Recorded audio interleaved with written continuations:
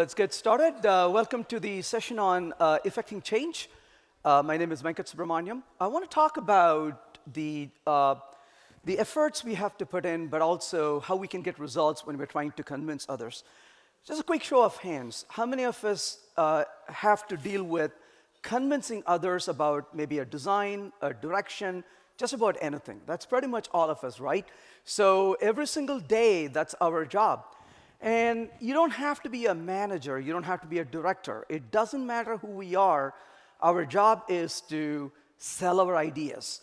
You could be an architect. You could be a programmer. You could be a tester. You could be just about anybody. But your job is to sell your ideas. Because if you don't have the buy-in for what you want to do, we cannot get anywhere. And it doesn't have to be just at work. This is something we do at home every single day. You may have to sometimes convince your children. And there comes a time in life when the roles reverse. You have to start convincing your parents at some point, and your colleagues, your spouses, your siblings. So this is what we do every single day. But I'm a huge fan of Thomas Paine's words, and he says, lead, follow, or get out of the way. And I'm a huge fan of this advice. So yes, it's great if you can lead. It's great if you can follow. And there are times we have to lead. There are times, a lot of times we have to follow. But if we can't do either one of them, it's important to get out of the way. And the worst people on the teams are the people who would not go anywhere, and they get stuck and they want to drag everybody else down. So one of the questions I get asked often, almost every week, it could be about how do you use functional programming? Or it could be how do you use a framework? How do you use a particular library? Or how do you use a particular language? Or a particular architecture? And the invariable question that people ask me almost every week is the question of, why is it so hard to convince others to make a change? So they would go to work and say, I get this, but why are these people not getting it? And then the follow-up question they would often ask me is, how do you convince other people to do things that I think is the right thing to do? And I know this is a bit harsh, but this is also the truth. And when people ask me the question, how do I convince others how to do something, I often ask them the harsh question, are you convinced about it yourself? We think we are oftentimes, but the honest truth is we're not. Maybe we are infatuated about something. We are motivated about something. We are excited about something. But are you really convinced about it yourself? Because if you're truly convinced about something yourself, your conversation will be different. You're not going to go to somebody and say, this is awesome. You're not going to go to somebody and say, this is great. But you're going to lay out the details of the benefits and the consequences of doing something so that others can see what's good about it, but also see where things may not be the right thing to do. And they begin to trust our conversations. So the very first step, I would argue, in convincing others is to really take the time to convince ourselves. And not in some very high-level detail or superficial way, but to really deeply be able to convince ourselves. And the way to convince ourselves oftentimes requires a lot more effort and time and investigation before we can convince others. I got invited in a company to come and teach a course and on a certain technology, and when I walked in, the manager said, hey, I'm going to take you to the first floor where everybody's waiting for the class to start, but before we go there, I think you should know the reason why you are here. I said, I didn't know there was a reason why I was here. I thought I'm here because you called me. He said, no, I'm the one who used the phone to call you, but I'm not the reason why you are here. And it takes me into a room, and in a dark room, there are two guys sitting and coding away, and said, these are the two guys who are responsible for you to be here. I'm like, well, thank you, but what do they do, and why am I here? Well, they heard you speak in a conference, and they came back, and they didn't tell anybody, but sat down and created a prototype. And once they created the prototype, they were able to reason very clearly why that technology is a better solution for what we do, and they laid it out in front of us and said, here are the pros, here are the cons, here are a list of problems, and here is how it fixes all of those. And then left it with us to evaluate. We took a month to evaluate. We're convinced this is the way we need to go. So here you are, here to move us forward. So the point is, how do you convince yourself? You got to get deeper into things to be able to convince yourselves first, and experiment, prototype, dive into things before you can convince other people, because you're laying the ground for others and giving a really good reasoning along the way. So with that said, how do you really manage a group of people to effect a change? And again, like I said, you don't have to be a manager to do this. You could be an architect, you could be a programmer, you could be a tester, you could be just about anybody, but your job is to really help people move in a certain direction to solve a problem. The very first step in solving a problem is to actually understand it. And a lot of times, we don't have enough understanding of the problem, but we're so eager to solve it. We jump in and say, hey, let me solve this right here. But take the time to really understand the problem. So if you have a team of developers who are trying to implement a certain technology, or you have a problem in production, and you want to really effect a particular change in the way we can minimize those kinds of problems moving forward, the first step is to really ask the question, what is going on here? Let's understand what the real problem is. Once we understand the problem, then we can devise solutions. And if you have not really understood the problem, then the solutions are not going to be effective in the long run, and that really reduces the trust and increases the friction in the teams as well. So first, take the time to understand the problem. But there's also one other issue we all deal with. I can't tell you how many times I go into teams, and they're eager to tell me how to solve a particular problem. And I was in a company where they've been having a production issue for 2 years. And when I walked in, everybody hated me because I'm the guy who came in to solve their problem. And they couldn't solve for 2 years. And when I sat down, they said, hey, let me tell you everything we know about the system so far. And I said, with all respect, knowing everything you know didn't help you to solve the problem. How would it help me to solve your problem? So no, thank you. And they're like, you're that smart, huh? And I said, no, I'm that dumb. I cannot take all that information in because I don't know what to do with it. So let me just work my way incrementally, first understanding the problem, and then I'll keep asking stupid questions until one of you say, oh, and you got the solution. Because you have the solution, you just don't have the right questions. And my job is to keep asking questions until you tell me the answer is the right answer for that question. So sometimes we have to just take the time to focus on the problem rather than overly analyzing things, because that may not be a place where the problem is. But given this, I can't tell you how many times people come to you and say, oh, if you do this, all your problems are gone. And that could be a language. I can't tell you how many times people tell me there's a language you should use, or there's a library you should use. And the problem is, every time we try to push one solution, it usually is a disaster waiting to happen. So don't push a solution on a team.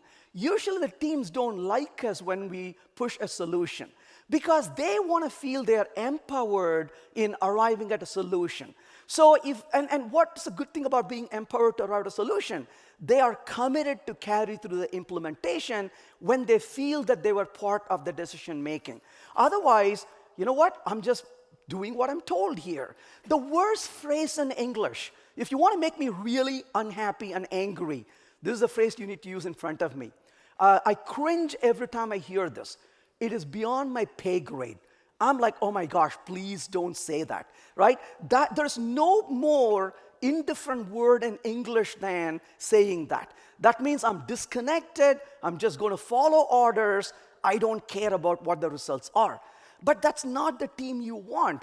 But also the reason why people often say that is they don't feel empowered as part of being part of this in making the decisions. So the first step in helping the team effect change is not to really push one solution on them.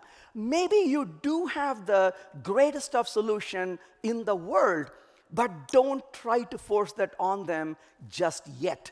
And wait until they simmer a little bit. Let's understand the problem. Let's talk about, so what should we do, even though I think I know there's a solution we could use. And the idea here is, what if there's a better solution? What if there's actually a more effective solution? Because after all, everything is a trade-off. That's what we work with every single day. So rather than pushing a solution, encourage the team to educate themselves and to go explore solutions. I often tell my team, I don't want an answer. Sorry, no, that's not going to cut it. I want 3 solutions to be presented in front of me. And I want to be able to evaluate from 3 solutions and decide which one of those 3 is better. If all that you have is one idea, that's most likely a broken idea. I'm not interested in one idea. So come up with maybe 2 or 3. Maybe 3 is an ideal number. Give me 3 solutions. Let's evaluate the pros and cons of those solutions and then arrive at what is a better solution among the 3, evaluating the trade-offs, the pros and cons of those would be a better way to do it. Now, clearly there is a balance we have to strike here. On one end, don't push a solution for the team. The worst opposite of that is to tell the team, go figure. We're not going to have any guidance at all. And this really comes back to the lack of direction of a team. Now, I'll give you an example of this. I was called by a VP of R&D, and he said to me that the company, I won't mention the name of the company here, it's a large insurance company in the US, and they have 7,000 programmers writing code using a technology that no sensible human should be touching anymore. And that technology expired 10 years ago, and they are still writing code with it. And the VP is like, he's angry, but he's so frustrated he's actually crying. And the reason is, the company is governed by a team called the architectural team. Now, this architectural team has 50 architects. They are worse than the mafia. So nobody could go talk to them. And no person in the company had authority to talk to the architectural committee. So he's a VP, it doesn't matter. He's like, I can't speak to my architectural committee. Then I looked at their architecture committee. They have standards and reference implementations in the old technology. And when I talked to the architects, conversation would start with, when I used to code, which means they didn't code for 10 years. So what they had was, they built a fort around it, and they said, I dare you not touch any technology. So I finally realized the architecture team in this company is where innovation went to die. So if anybody had a great idea, they would take it and they will kill it. And so he said, come tell my architects they should quit using this technology, they should use this other technology. I said, I'm sorry, I cannot do that. If they won't listen to you, they won't listen to me either. And I'll get killed in the middle of the 50 people if I show up, right? So he's like, so what do you want to do? I said, all I can do is simply get them excited. I am not going to tell them they're wrong, because that's the worst way to convince anybody. So he's like, well, I'm down to the end of my actions. I don't know what to do, so come on over. And I said, give me 1 day, and the morning is going to be where I'll simply talk for 4 hours. And I'm going to present various technologies. That's all I'm going to do, with no real directive to, that's what you should use, and too bad you're using that. So I'm just going to present 4 different technologies. Let's go to lunch. When we come back, 4 more hours, I'm not going to give a talk, but I'm going to stand there and answer questions for 4 hours. He's like, let's give it a try. So I went in and presented 4 technologies to them, went to lunch, came back, and they were prepared. They were not lazy people. And how would you do this? And there were 3 answers for almost every question, 1 of 3 answers, very genuinely. The first answer was, oh, that's a great question. Let me show you how you can do this here with this technology. Or a second answer is, it doesn't matter. You can do it with what you do already. That's just fine. You can do it with this technology too. Honestly, you're not going to see any difference at all. And the third answer is, sorry, this technology won't handle your question very well. What you're doing is much better than what this can handle. So all of a sudden, they started realizing that this is not a threat to them. There are better things out there, clearly, and there are things that they've been doing which is better as well, and it's a question of choice which one they should pick.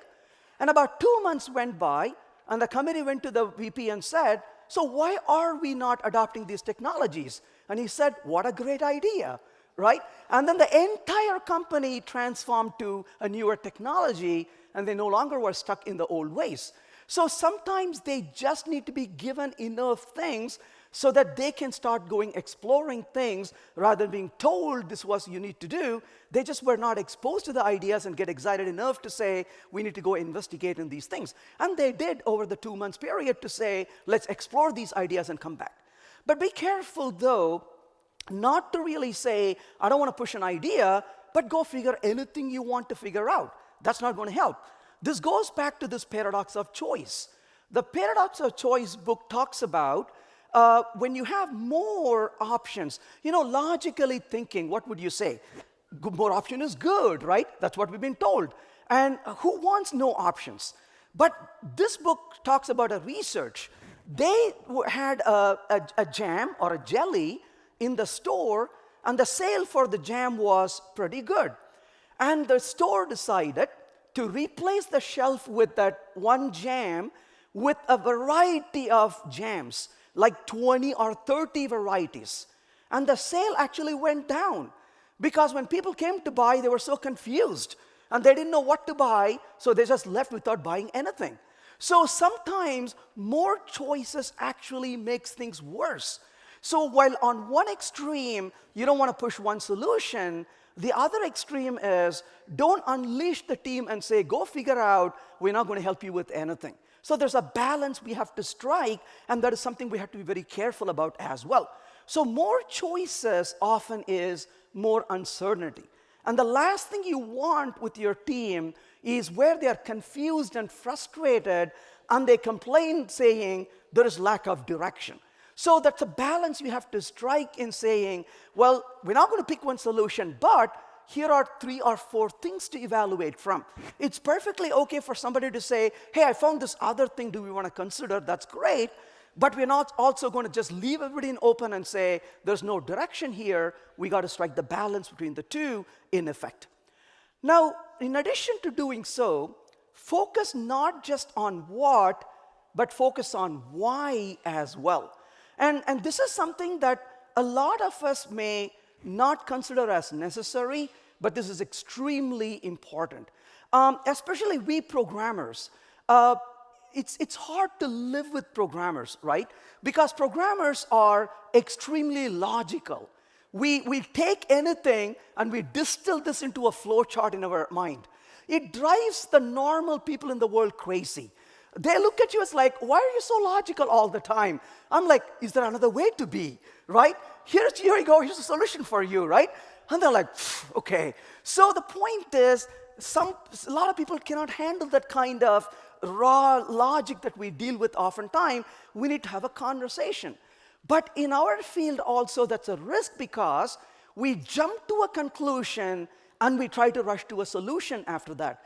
Well, conclusion to solution is dangerous, and starting a meeting with a question, why are we doing this, is a very, very important question. I'm giving an example which totally, honestly shook me. I was in a company where they were re-implementing an existing product into a newer technology. I'm the new guy, the new consultant, and everybody there has experience with the product. This was a very small company, so the president of the company was extremely interested in this product. He was the one who was involved in creating this 10, 15 years earlier. So he was in the room, the architect, the developers, the leads, everybody in the room. And I asked them the question, excuse me, this feature, can somebody tell me why this feature is being implemented? Because I cannot relate to it, but of course I'm the novice, but why is this feature implemented? And one person said, well, it's a feature in the existing product, so we need to implement it. I said, well, thank you for that answer. Can somebody tell me why this feature is implemented?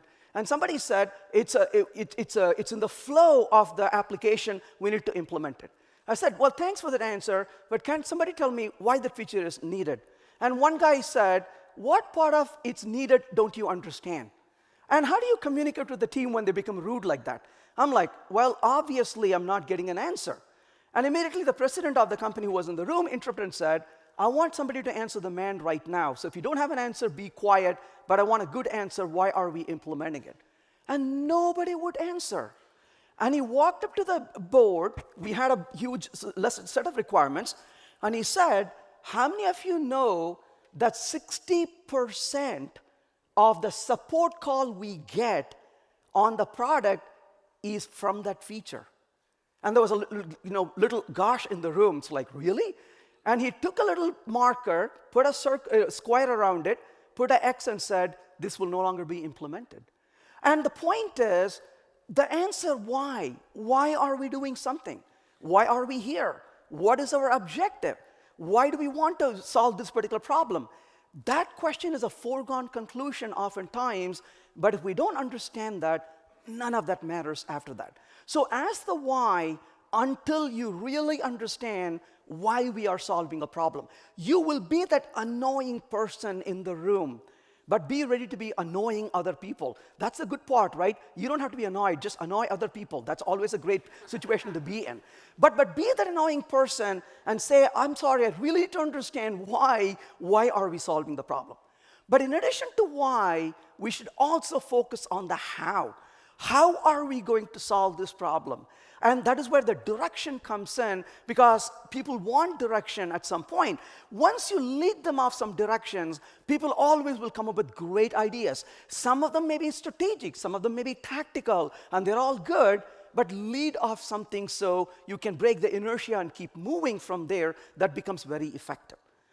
Now, of course, when we are looking at a lot of problems, maybe you're in a very large organization, you're trying to implement a solution, whether it's an adoption of a certain technology, adoption of a certain practice, adoption of a certain tool, whatever that may be.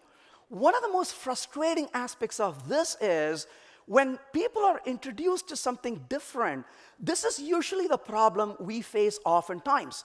Here is your level of productivity. It doesn't matter what idea that is. We are told, here's your level of productivity. When you start using this particular technology or a practice or a principle or anything that is, your productivity will be here. And we all have this vision. It's like, this is awesome. I'm here and I'm going to be there. And then we start adopting the particular practice, our productivity goes down. And that's the moment called panic. And, oh my gosh, stop that, abort, abort, abort. We're not going to do this because we're really terrible at this. We don't have time for it. Well, you need to have a leap of faith to say you're going to dip down in productivity and you're going to hit a bottom, and then you're going to raise up back to that level of higher productivity. There's a time when you need to invest into it. You can smoothen that fall a little bit with techniques, but you cannot avoid that fall, period.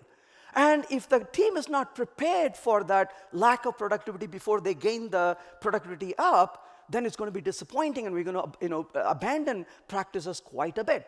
So, but how do you really get around with it? One way to achieve that is to really find what really works and to amplify it. So when you're part of a team, when the team says, oh my gosh, things are not going well, if you can point them to things that have worked for others and show what really worked for them, and if you can bring those ideas and start amplifying those things, that can give motivation to the team to say, well, this doesn't look as bad as it is. If we continue doing these, maybe we can succeed as well. But there's so much we can learn from others quite a bit. One lesson we can learn from is Jerry Sternin and his group were invited into Vietnam to help with their malnutrition. Well, at that time, there was a very high infant mortality rate. Small children were dying at a very high rate, and they were not sure what's going on here and how do you fix it. So when Jerry and his team was invited, they walked in, and what they found out was a nation with very corrupt politicians. And the country was corrupt, things were chaotic, And all they could have done is to say, if you want to really help your children, you all should improve your government first. And how would that go? You could talk bad about the government, get arrested in countries like that. That's even going to be worse. So he quickly realized he is not going to be able to solve a problem by throwing stones at people. And honestly, I can relate to this quite a bit, is sometimes you look around and things completely look hopeless. And every corner you turn, you're like, I can't do that, I can't do that, I can't do that. And then you feel like you gotta quit. You feel like you gotta scream at everybody. But there are times when I would stop and ask the question, but why am I here? I am not here because of these people that make my life hard. I'm here for helping a completely different set of people or a different set of problem. Well, that's exactly what Jerry looked at and said. His reason to be there is to help the innocent infants. They have nothing to do with corruption. They have nothing to do with the politics. So how can you save the lives of the infant in a country that is so hostile in so many ways? So he first spent the time understanding the problem. And he looked around and he found something really strange. Among all the infant mortality numbers, he found that children who were in poorer families survived much better than the children in somewhat of a richer families. It's like, wow, why would children in poorer families survive more than children in much well-to-do families? So he started analyzing it. And then he sat down and spoke to these mothers in the poorer families and said, what do you feed your children? And he found that they were feeding the children some shrimps and rice that was highly nutritious, and on the society level, that was considered to be, gosh, that's not the food we will eat as more wealthy people. Well, the problem is they were not eating that kind of food because they felt they were privileged, but in the process, they were not getting the nutrition to their children, and they were getting affected. So his first effort was to find out what was making the difference. And then very quietly, he sat with the mothers of the children who need the help and said, you're doing great if you only just mix a little bit of this food, just a little portion every day, and started changing them with a very, very small ground root to make the change effectively. Now think about that for a minute. When you can go sit and pair with a programmer or pair with a tester, not tell them how they suck. That's not what you are there for, right? But instead to glorify and say, you know what? I see your problems. I was having the same problem in my previous project, but we just did one thing that helped us. Maybe we could try it. And pair with them and implement a solution and see how that actually goes. And it can incrementally but start changing, making changes, because you are taking that one thing that has worked and you're just making that one change. Your goal is not to change everything. Your goal is to change something to get a better result, and you can keep building on it incrementally. But that also builds a trust in the team with each other to say, hey, we can do this. That worked. Now let's go find other things we can do to improve, and we can be on our way to improve things as well. So success needs behavioral goals, but more important, behavioral changes. If we don't change what we do, we cannot often get a different outcome. So that is the very first thing we need to see is how can we change what we do so we can get better results? How can we change how we do things so we can get better results as well? So this goes back to an example in Brazil. And back in the 90s, their economy was crashing. And they were on a downward trend where they had an 80% inflation per month rate. And imagine this. They would, in the 90s, they would walk into a store to buy milk, and you come back in a few hours, and the price of the milk is higher. And people were so desperate, they would walk into stores, and they would put newer labels on products so they can buy it at a cheaper rate than what's quoted, because it was just becoming unaffordable. The main problem there was complete lack of confidence in the society, in the economy, and how things are going. They had a finance minister who never knew what economics was. And so imagine a politician who doesn't have a clue what they are doing.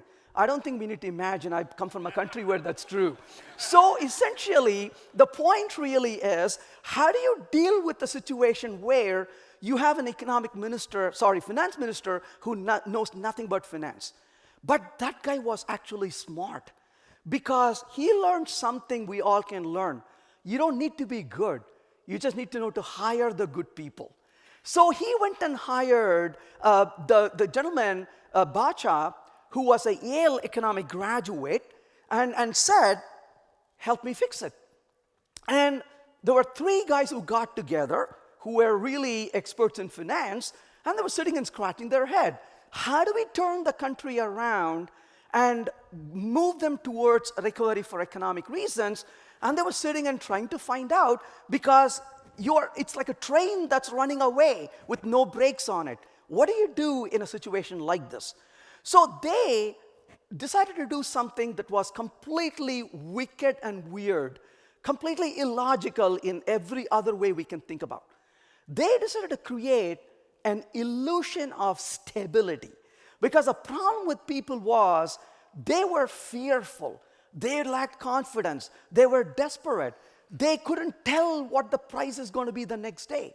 So what they created was, there is the money that's going on the society, but they introduced literally a virtual currency that did not exist the day before. And this virtual currency was the currency they added, which was called the URVs, or unit of real value. So this was a fake currency they introduced.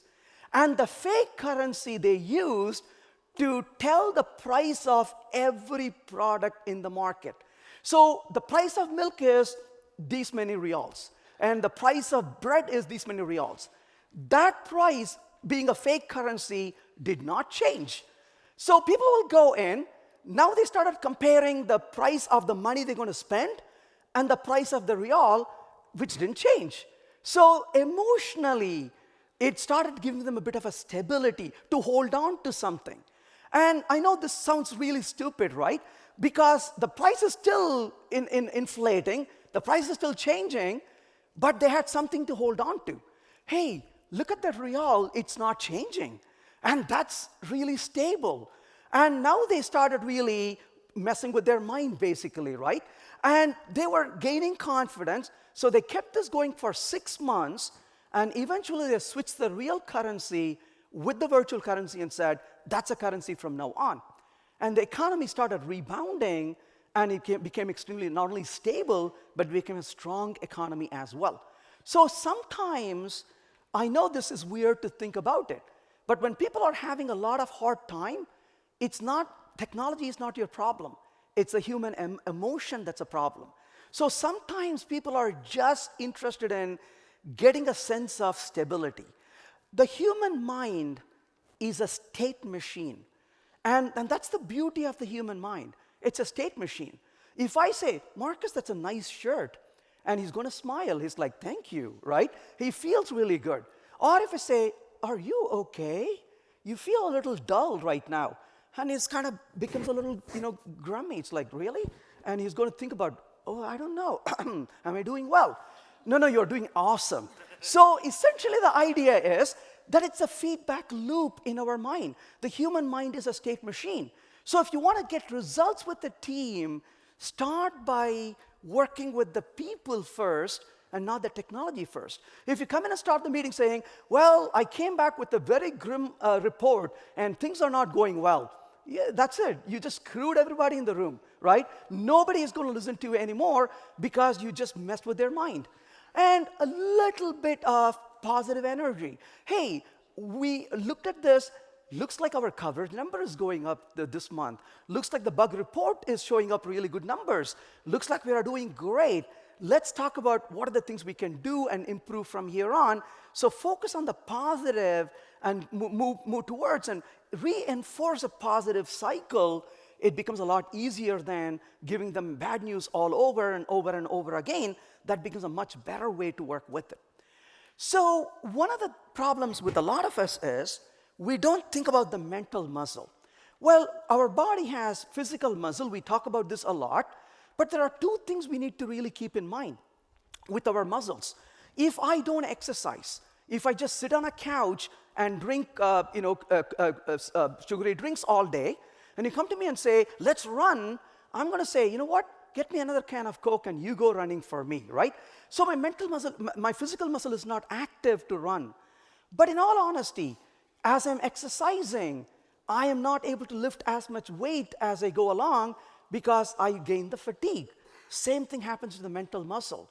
If you exercise the mental muscle, you're sharp and you can move forward, but the mental muscle is going to tire as well the more you spend time working. And it's important to understand how the mental muscle works as well. So mundane work drains energy and lowers productivity. How many of us love to sit and keep writing documentation?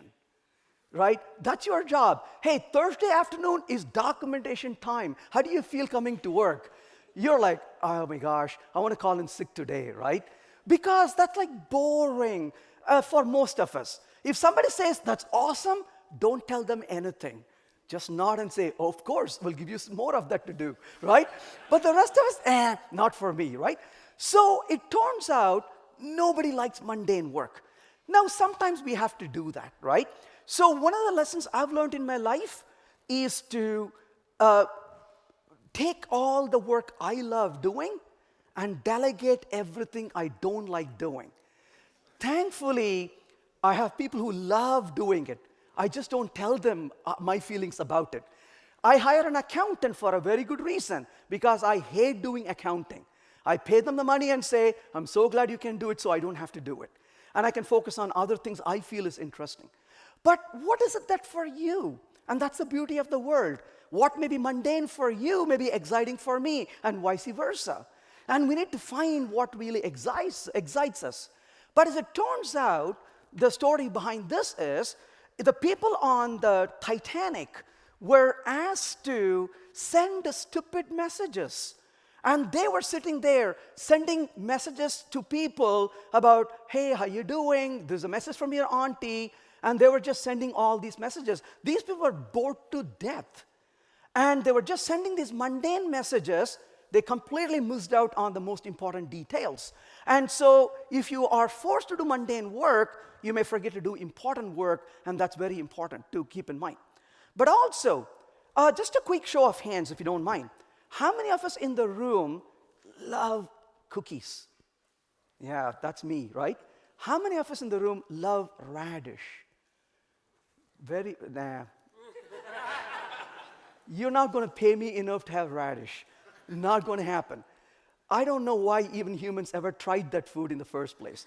But with respect to people who love it, I can't handle it. But there's a research to back this up. They took two groups. And for the first group, they gave these cookies. And they all had the cookies. The second group, they gave radish. And once they've had this food, they both were sent to the same exact room. They're given the same questions to answer. Can you imagine which group did extremely well and which group failed? The group that ate the cookies aced it. The group that ate radish, by the time they got to the question, their mental muscle was weak because all their power was spent in eating the radish. And by the time they ate the radish, they're like, am I done? Oh, we got some math problems for you. It's like, oh my gosh. So the point is, if you want your team to not make a decision, order radish. Give them more radish. And you can say, yes, I killed the project, right? Because they cannot really think clearly because their mental muscle is so weak by then. But if you want the team to be effective, feed them. Feed them really good food and bring them into the room and have them talk about stuff they need to solve and look at the results. So good food does really good miracles, and try that. So that was a research that showed that you can actually be effective in providing good food because it has an impact on the mental muscle. Environment really matters. I am a big fan of work environment. I don't have a chair in my office. Sometimes people come and say, where are your chairs? I'm like, I'm sorry, I've not had a chair in my room for 10 years now. I stand for about 14 hours a day because I used to have back problems. I realized I can stand. I have a standing desk, and I carry a standing desk with me when I travel. It be an airport, I'll just unfold my standing desk and start working by standing. Environment matters. I like environments where it's bright and open. I cannot work in a closed room. I want air around me. That's just me. And I like to work in a very noisy environment. I always tell people, you're most welcome to talk to me when I work. Just don't expect me to listen. And so the idea is, it's okay for people to be talking around me. And I would not even know because I'm in a cone of silence. In fact, this is the true story. I go to Starbucks because it's the noisiest place with the most expensive coffee. And I don't like either one of them. So I just go there, sit down, and I start working. I won't even know. And in fact, it was so common that every time I want to work, like in a family gathering, I'm like, hi, how are you all doing? Hugging is done. You all have a good time. I'm going to go do some work, and I'll go to Starbucks. It was so common that my wife will keep saying, oh, Venkat is working in Starbucks. So literally one day, they asked my niece, where does Uncle Venkat work? And she said he's a barista at Starbucks. Because she thought, because everybody said he's working in Starbucks. But I love environments like that because it helps me to focus. And it's whatever it is for you. And sometimes people listen to music. I will keep music on. I won't even know what's playing. But if I really have to concentrate on something, I would shut everything down. I'll be in a quiet place, and I change my environment. But that's okay. Figure out what works for you. But it turns out, again, another study, they were looking at these parole officers, and they were studying the rate at which these officers were, granting parole versus denying it. And they found an interesting study that the parole officers will approve more requests in the morning and very few in the afternoon. Now imagine, you have somebody who is ready for parole, and if they want to schedule, and if they want to be in the jail, afternoon time. If they want to get out, morning. Why? Because the mental fatigue. They will come in bright in the morning, all right, let's look at some cases, bam, bam, bam. And then by the afternoon, they're like, my gosh, it's end of the day, isn't it? Oh, you know what? We don't want to let this person out, because if this person goes and does something bad, we get blamed. What's the safest bet? Keep them longer. So their ability to evaluate is less in the afternoon, so they wanted to fall on the side of safety. So they're rejecting more in the afternoon because their mental awareness was much less. In the mornings, they were really, really up on top notch of things. They were able to evaluate much better, and their approval rates were higher as well. So that is something to really think about. So how do you really help your team really to do better? The worst way to do it is to drag them into a room, shut down with a poor environment, and tell them, we're going to be here for 7 hours. Nothing gets done at the end of the day. Recently, one of my friends was saying, oh, Venkat, you love going up on hikes on those mountains for 12 hours. And my wife said, wait, let's make sure you understand what he does. And he's like, what does he do? Well, he goes up the mountains, all right, but he always comes back with a blog post or a book idea or a talk to write. But that's the beauty. I am there with no signal, and your brain is like, let me relax. And you can only relax for, 15 seconds. And now I have to think about what's the next thing I want to do, right? And in a completely detached environment, your creativity is higher. So taking the breaks is extremely important. I'm stuck with the problem. I literally will walk out and take a walk around my house, come back, I'm ready to solve the problem. Breaks are absolutely essential. So use frequent breaks when making critical decisions. Set the timer on, literally. Set the timer for 40 minutes or 1 hour and be the moderator. The team is deliberating about ideas. The clock goes out. You say, folks, we are going to take a break. Oh, I'm almost done. It doesn't matter. We are always almost done. Let's go take a break. 10-minute break. Go out, get some fresh air, come back and sit down. You will start solving problems much better after a short break than that extra 10 minutes or 3 hours continuing to doing. This is one of the things that we don't realize oftentimes. We feel like, I'm almost there, I can keep pushing a little bit more. But we actually are spending more time and not getting results. But that short break makes a huge difference. Every time I take a short break after an hour or two, I get better results.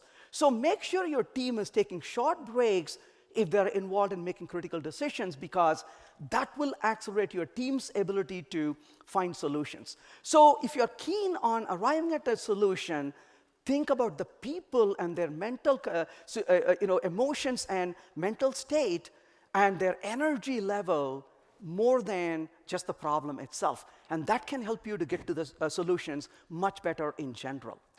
And also check for confirmation biases. This is huge in conversations.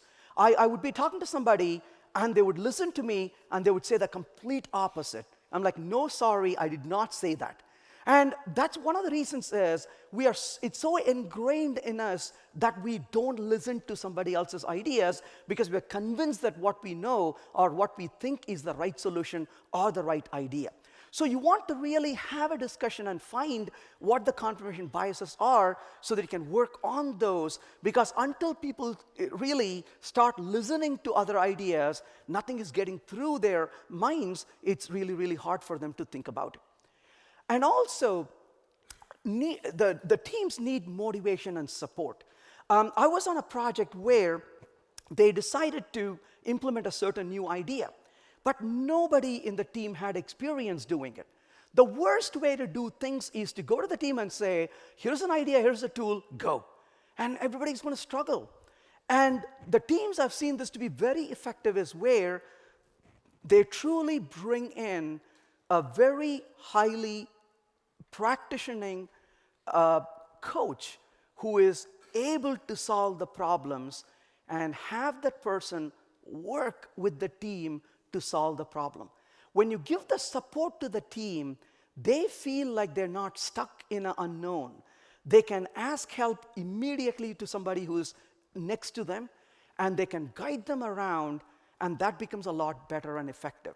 So if you really want to implement a solution, go find that person in your company who's really good at it.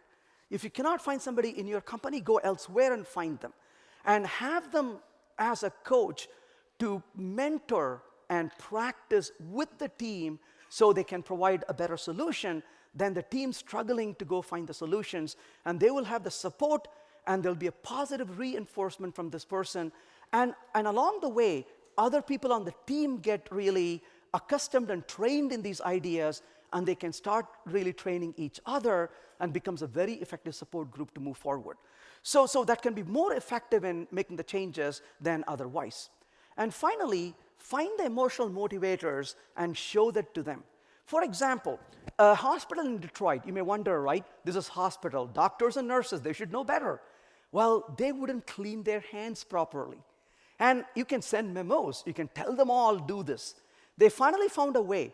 They started posting the amount of germs on the doors, especially the bathroom doors. And people saw that and they're like, whoa, this is how many germs we have? And they started updating that every day. People immediately started washing their hands, and the germ level started going because they're measuring it every day and posting it. And data, right? Nothing is better than true data. So if you want to implement a solution, start posting the benefits of that as you actually see. And that motivates people to say, whoa, that's actually working, isn't it? So we can continue to apply those. So bring those emotional motivators to show them the reality, show them the data, so they can start making effect, changing things as well. So to summarize what we talked about, convince yourselves first. Address the problem, but don't push one solution. Educate the team, let them explore. Provide a clear path. Don't just ask them to go into wilderness and search for things. Find what really works and amplify that for better solutions. Introduce behavioral goals and behavioral changes in the team. Remove activities that drain energy for the team. Keep an eye on the energy level of your team. Watch out for confirmation bias. support with positive encouragements, and use emotional motivators. Hope that was useful. Thank you for your time.